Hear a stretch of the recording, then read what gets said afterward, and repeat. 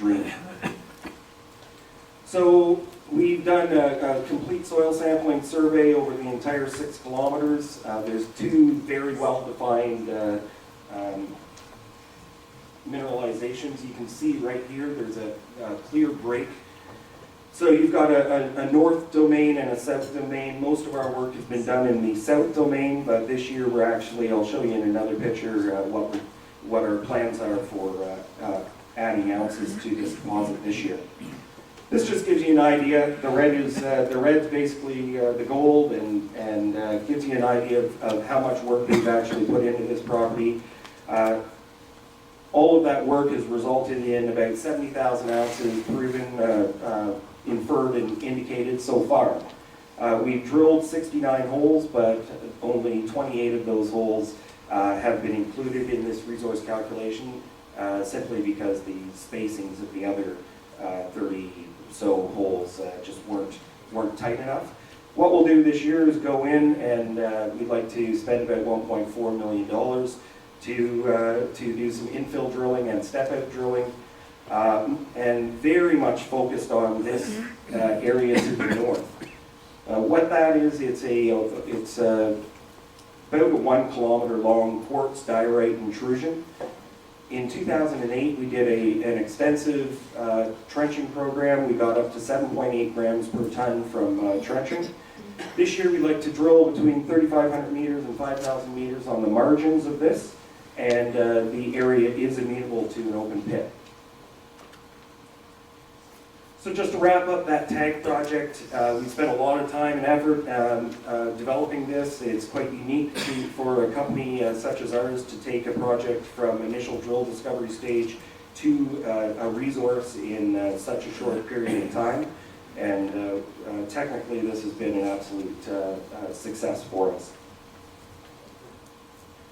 Now, we'll go a little further north on the Yukon River to, just as I guess Jim Mason did, he left Tagish Lake and went north to make his discoveries in the New Klondike. What I'd like to do is make one comment about, I know some of the other speakers were saying the U.S. is the best place to explore and mine for gold. I kind of disagree. The Yukon is emerging as the #1 place to do business in the world, and this is only in the last 6 years or so. And why? They have very secure land tenure and established mining laws.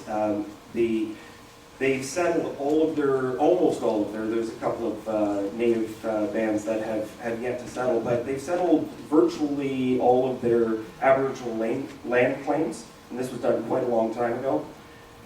Very good infrastructure, electrical grids. There's a single permitting process called the ESA. When you go into an area, usually individually, you have to deal with the native issues, the land issues, timber, you name it. It's a bit of a paperwork nightmare. In the Yukon, they have the ESAB. It's a one-stop shop for all of your permitting needs, and it saves. It's quite unique only to the Yukon. Very pro-business government. There's a very close proximity to the Skagway port, and which the locals, I guess, call the Yukon Port of Alaska, and also to Asian markets. And this is one reason that China is investing heavily in the Yukon right now. It's just the closest point between the two regions. And there's a zinc mine, 100% owned by the Chinese, going into production next year. We'd really like to see a lot more North American investment in the region, and it's coming. And actually just this year, Kinross announced that they've moved into the Yukon through the acquisition of Underworld Resources. Another big point here is that the Yukon is twice the size of Nevada, and it's virtually unexplored.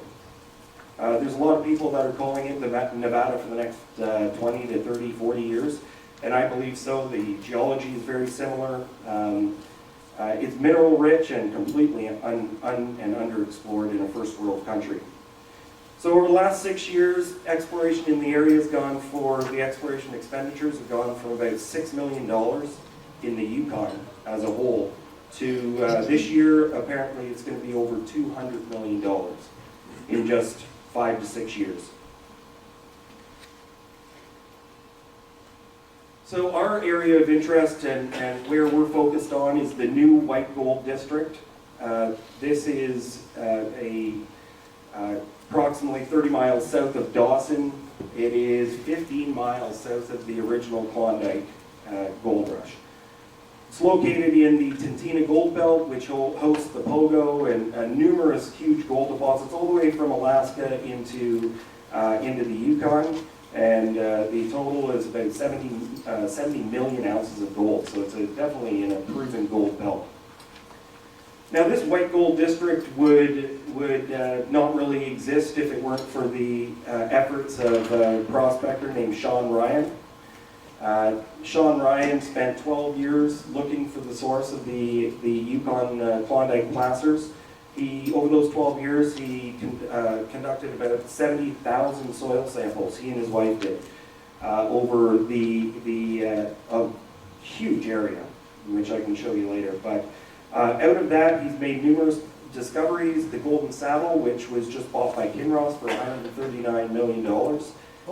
The Arc property, J.P. Ross, Coffee, Lucky Joe, they're all Sean Ryan discoveries. Through all of his work, he won Prospector of the Year this year for 2009, and he'll be conducting our work program on our white gold district properties in this summer in 2010. So